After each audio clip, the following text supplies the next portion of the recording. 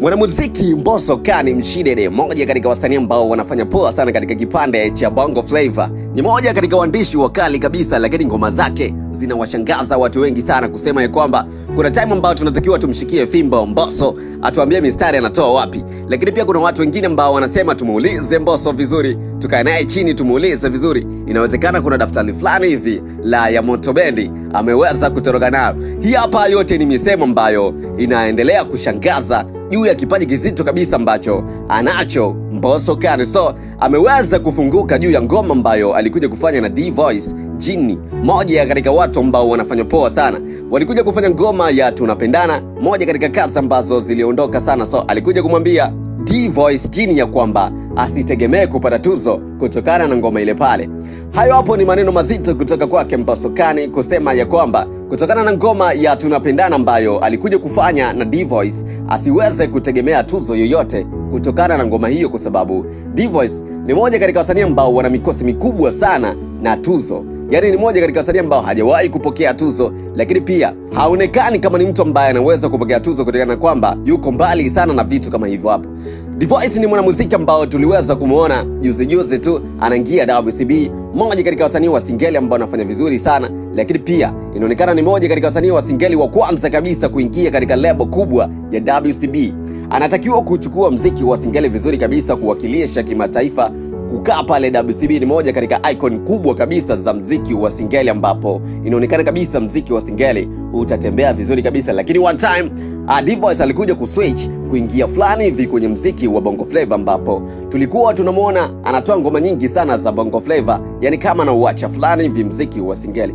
Kuna vitu ambavyo Mbosso Kani alikuja kushtuka ya kwamba inawezekana vikafanya D-Voice Jini awe mbali sana na tuzo. Sisi hatuvijui, lakini Mbosso mwenyewe inawezekana anavijua. Ama wewe unaweza ukahisi ni kitu gani? Unaweza kanipanga hapo kwenye uwanja wa comment. Lakini katika upande wa D-Voice ni moja katika wasanii ambao inaonekana kabisa ya kwamba yuko mbali na tuzo. Inaonekana ni mikosi ama ni aje? So katika upande wa Mbosso bwana, baada ya kumchana umchizi ya kwamba asiweze kutegemea tuzo yoyote kutokana na ngoma ile pale, watu wengi walikuja kuibuka na mambo mengi sana, kusema ya kwamba ni vipi inawezekana Mbosso Kani anamwambia D-Voice kwa namna kama hii hapa, kwa sababu one time watu wanachanganyikiwa. Inawezekana ni masihara, inawezekana Mbosso Kani aliamua kumchana masihara labda D-Voice ya kwamba asitegemea tuzo yoyote, ama inawezekana Mbosso yupo serious. Kuna time ambao tulikuwa tunaona ya kwamba Mbosso anafanya poa zaidi, anafanya vizuri zaidi katika game, lakini one time alikuwa pia haokoti tuzo.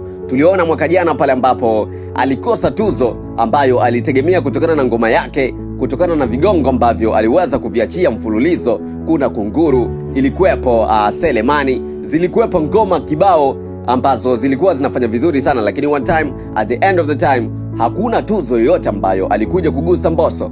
Moja katika vitu ambavyo vilikuja kuwastua watu wengi sana, lakini hata yeye alikuja kufunguka kupitia Insta story yake akieleza uchungu ambao anao juu ya issue ya yeye kukosa tuzo, ukiambatana na kazi zote kali ambazo alikuwa anazifanya kipindi kile pale. So kuna michongo mingi ambayo inaendelea katika tuzo, labda ama ni aje, ama inawezekana msanii mwenyewe pia kuna vitu vikubwa zaidi, ama kuna level hajaweza kugusa bado. Lakini one time Mbosso anaonekana ni moja katika wasanii ambao ni watunzi wakali kabisa, ni moja katika wasanii ambao wanachia vigongo vikali, yani makopo makali pale duniani. Inawezekana ni kweli kuna michango fulani inaendelea, ama ni aje? Unaweza kanipanga hapo kwenye uwanja wa comment box.